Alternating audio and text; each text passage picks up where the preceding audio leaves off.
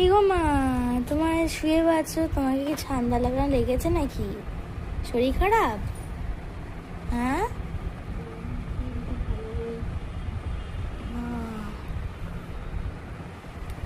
কি করবি? পারবি একটু সন্ধ্যাটা একটু দিয়ে আয় না? আমি তো পারি না, আমি তো ছোট। উঠতে পারছি না, এত শরীর খারাপ, খুব শরীর খারাপ রে। কি করে উঠবো?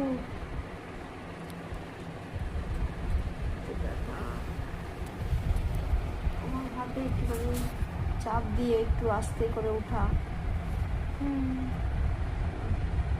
দাঁড়া, উঠে বসি।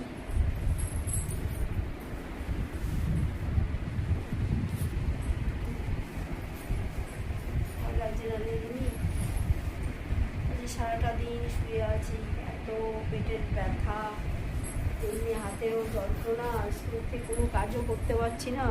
কি যে করবো, কি হবে কে জানে। করতে পারছি না রে মা, একা ঘরে খুব কষ্ট, একা ঘরে। বাবা, তুই সন্ধ্যাটা দিতে পারবি না? না তুই? না, আমি তো ধূপ ধরাতে পারি না।